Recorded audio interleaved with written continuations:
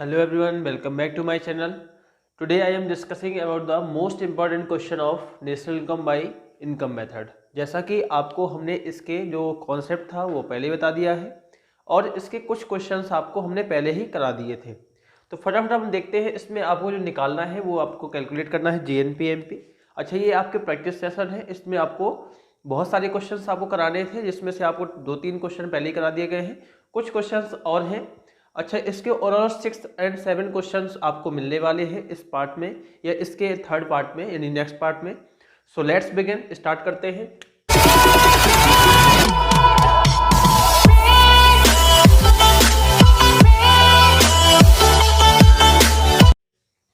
आपको इसमें कैलकुलेट करना है जीएनपी एमपी, जैसा कि दे रखा हो जीएनपी एमपी। लेकिन हमने आपको बताया था कि जो नेशनल इनकम को कैलकुलेट करने का इनकम मेथड था उस पर आपको एनडीपी एफसी ही पहले कैलकुलेट करना था, जिसका कंपोनेंट्स थे COE plus operating surplus plus mixed income. अब ये आपको कहाँ से मिला? ये आपको फर्स्ट पार्ट में आपको हमने बेहतरीन तरीके से इसका पूरा फॉर्मूला क्या था पूरा आपको लर्न कराया था। उम्मीद है जिसने नहीं देखा है तो उसको आप एक बार देखें जरूर, इसके बाद ही आपको न्यूमेरिकल सॉल्व करने हैं। अच्छा, आप ऐसे करते रहोगे, हो सकता है आपको कुछ समझ में भी आ जाए, लेकिन मोस्टली चीज़ें क्या है आप लोग मिस्टेक करके आ जाओगे। इसलिए मैं आपको रिकमेंड करता हूं कि पहले इसका फर्स्ट यानी जो आपका नेशनल इनकम का पार्ट था फुल कॉन्सेप्ट वाला, उसको एक बार देख लीजिएगा। चलिए, आपको हमने बताया था कि सबसे पहले नेशनल इनकम में आपको एनडीपी एफसी को ही निकालना है। चलिए, सीओई यानी कंपनसेशन ऑफ एम्प्लॉय आपको देखते हैं, इसमें दे रखा है क्या? बिल्कुल दे रखा है आपको, इसमें दे रखा है 350, तो हमने यहाँ पे 350 लिख दिया है, प्लस लगाया। ऑपरेटिंग सरप्लस की चार चीजें थी, रेंट, रॉयल्टी, इंटरेस्ट और profit. Rent, royalty, interest, profit. देखिए प्रॉफिट आपको दे रखा है, प्रॉफिट कितना है 220 है, हमने प्लस लिख दिया। इंटरेस्ट है क्या? बोले 100, यस सर दे रखा है 100, उसको भी लिख लिया। फिर प्रॉफिट कहीं है क्या? रेंट दे रखा है आपको, यहाँ पे रेंट देख लीजिए, रेंट, रॉयल्टी, इंटरेस्ट। रेंट दे रखा है आपको 80, तो यहाँ पे आप लोग 80 रेंट भी रख दीजिए। प्रॉफिट आपको नहीं मिला शायद, हम देखते हैं कहीं प्रॉफिट दे रखा है क्या? प्रॉफिट प्रॉफिट प्रॉफिट कहीं है? बोले सर नहीं दे रखा, नहीं सबसे ऊपर तो प्रॉफिट ही दे रखा था, प्रॉफिट, इंटरेस्ट, रेंट हो गया, रॉयल्टी नहीं दे रखा, तो कोई दिक्कत नहीं, आपको कुछ ना कुछ तो मिल ही गया। अब बोल रहे हो क्या सर यहाँ पे कंपनसेशन ऑफ एम्प्लॉय दे रखा है, आपने social security employees contribution to SSS यानी सोशल सिक्योरिटी, हमने कहा कंपनसेशन ऑफ एम्प्लॉय मिल गया है, तो आपको इस चीज़ की कोई आवश्यकता नहीं है। जब आपको ये नहीं मिलता तो आपको फिर वेजेज एंड सैलरी और social security to contribution to social security scheme आपको लेना था, एम्प्लॉयर्स के द्वारा कंट्रीब्यूशन किया गया। अब याद रखिए, कहीं आपको अगर एम्प्लॉय मिल जाता है तो आपको इसको भी नहीं लेना है। अगर एम्प्लॉय मिलता है एम्प्लॉयर्स ही लेना है, इस चीज को भी आप लोग बिल्कुल समझ के चलिए। प्लस मिक्स्ड इनकम है क्या? बिल्कुल सर, इसमें mixed income of self employed दे रखा है 150, यानी 150 आपको दे रखा है, आप सबको ऐड करिए। 350 350 प्लस यहाँ से ऐड करोगे तो 300 400 और 550 हो जाएगा। 5 और 8 9 आपका एनडीपीएफसी आ चुका है। कितना आया है? एनडीपीएफसी आपका 900 आ चुका है। अब आपको निकालना था क्या? GNP MP.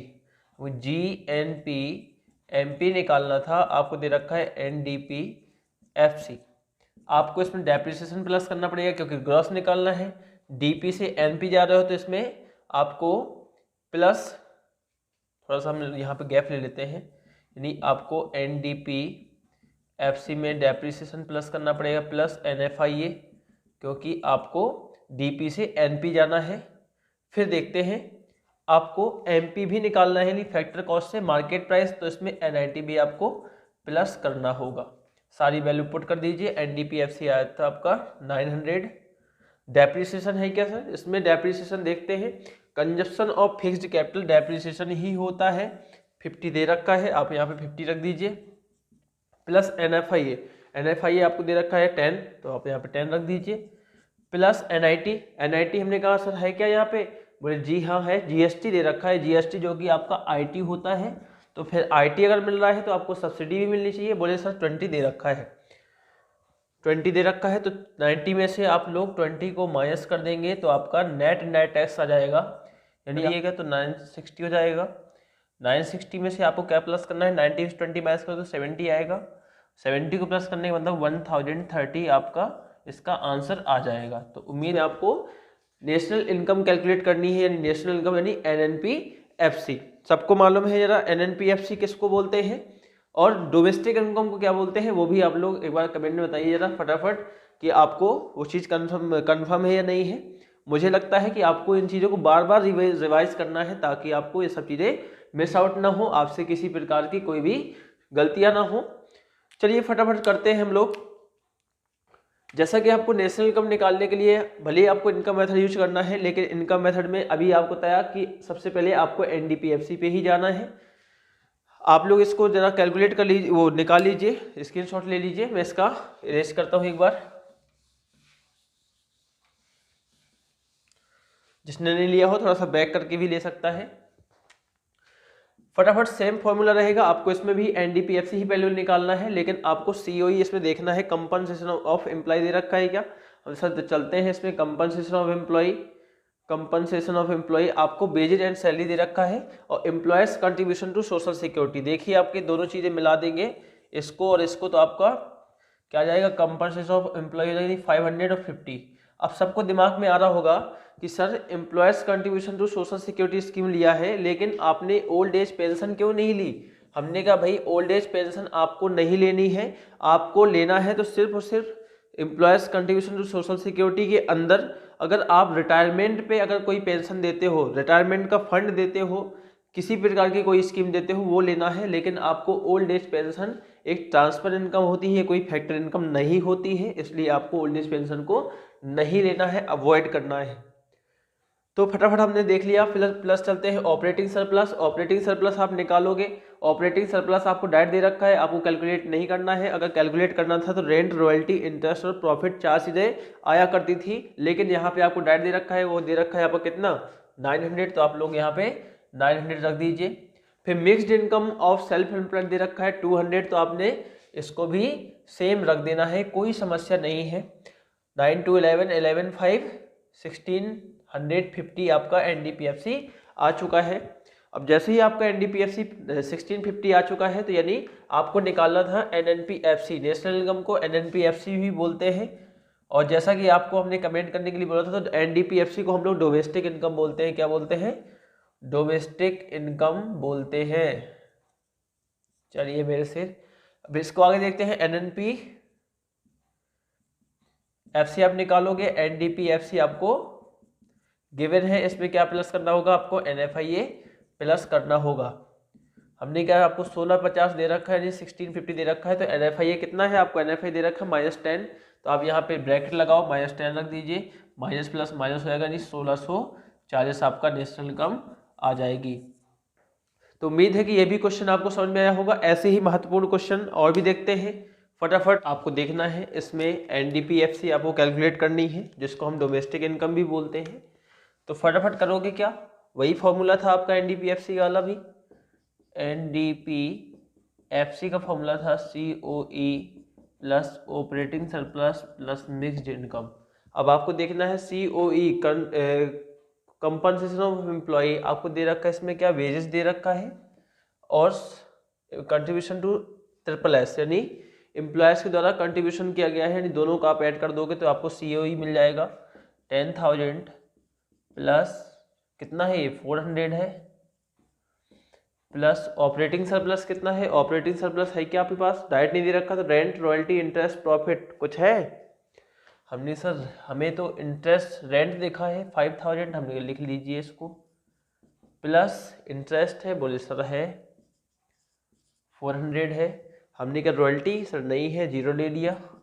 हमें प्रॉफिट तो नहीं दे रखा सर, लेकिन डिविडेंड दे रखा है, ठीक है, और अनडिस्ट्रीब्यूट प्रॉफिट दे रखा है, और कॉर्पोरेट प्रॉफिट टैक्स दे रखा है। हमने कहा यही चीज, 3 चीज तो प्रॉफिट की थी, तो आप लोग इन तीनों को ऐड करोगे, यानी 3000 प्लस अनडिस्ट्रीब्यूट प्रॉफिट 200 है, और आपका कॉर्पोरेट प्रॉफिट टैक्स जो कि हमने आपको ऑलरेडी बता रखा था यह आपका प्रॉफिट का ही हिस्सा होता है। फिर आपका ये हो गया ऑपरेटिंग सरप्लस पूरा का पूरा, और आपको देखना है mixed income of self employed हो गई, आपको 400 दे रखा है तो प्लस लगाइए 400, इसको भी ले लीजिए। थोड़ा सा लेंदी हो रहा है लेकिन आप लोग को दिख रहा होगा, उम्मीद है। आप यहाँ से निकालोगे तो ये आ जाएगा 10,400 प्लस 5,3,8 और 9,000, ये पूरा हो जाएगा। 9,000 प्लस 400 ये हो जाएगा, यानी आपको आ रहा है ये 10,919 और 19,800, ये आपका आ गया डोमेस्टिक इनकम, यानी जिसको NDPFC आप बोल सकते हो।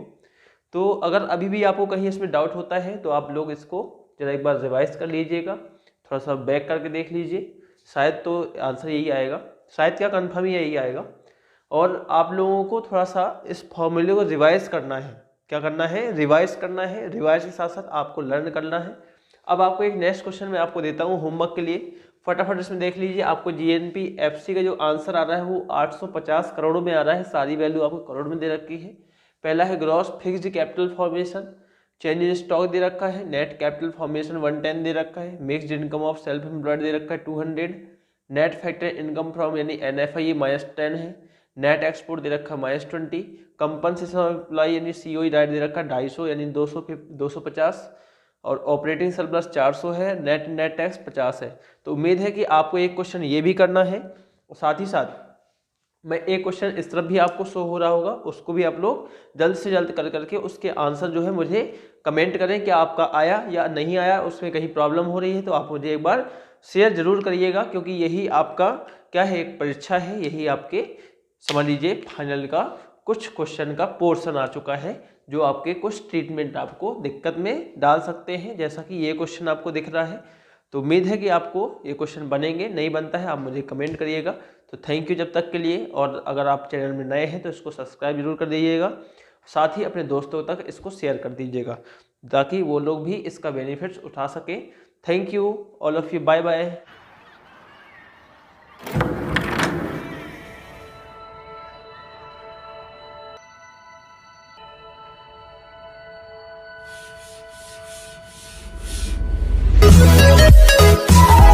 We'll be right back.